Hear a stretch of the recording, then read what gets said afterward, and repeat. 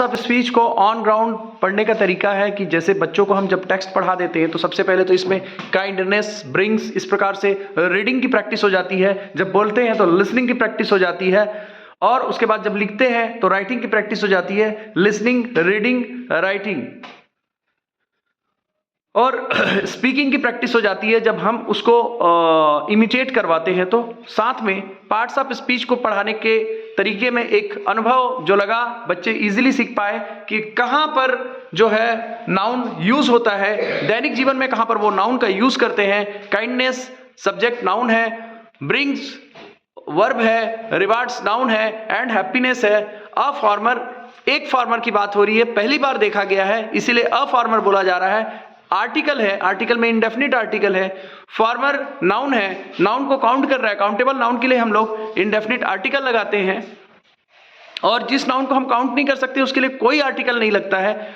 Noun ऐसा हो जो ए ई ओ अम, ए ई आई ओ यू का साउंड अगर आ रहा हो, वोवल साउंड आ रहा हो तो एन एलिफेंट या एन ऑरेंज लगाते हैं और उसके आगे जब वापस दिखता है वो हम डेफिनिट हो जाता है तो उसको टी एच ई को दी एलिफेंट बोलते हैं। ठीक उसी प्रकार से पार्ट्स ऑफ स्पीच नाउन के बारे में बताया गया।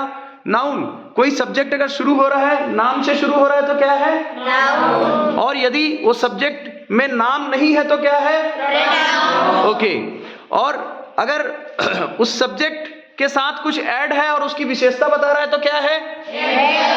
एडजेक्टिव। ओके, सो यहां पर उसके बाद वर्ब के साथ ऐड हुआ, लगा एल वाई जुड़ा तो वो एडवर्ब हो गया।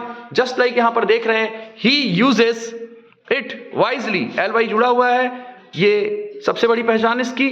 और दूसरा, वर्ब की विशेषता अगर यहां पर कोई बता रहा है तो 100% वो जो है एडवर्ब है।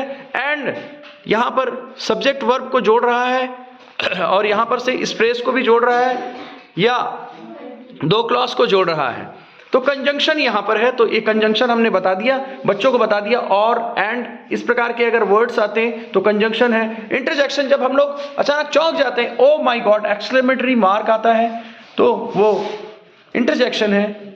और ठीक प्रीपोजिशन जो होता है, लिंकिंग वर्ड्स होता है, कोई चीज को लिंक करना, जैसे एज ए गिफ्ट यहां पर लिंक किया हुआ है। यहां पर देख रहे हैं, good deeds always return to us, ये जो अस है इसको लिंक किया हुआ है, ये प्रीपोजिशन है यहां पर।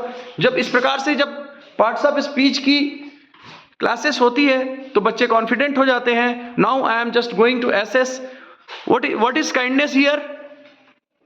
काइंडनेस क्या है? Okay, and brings verb, rewards noun and conjunction, happiness noun. So they know very well about which parts of speech. Every parts of speech can be identified easily if we have just operated LSRW operationally. So best example of my student, कैसा लगा बिल्कुल comment box में बताइएगा। Wish you all the best.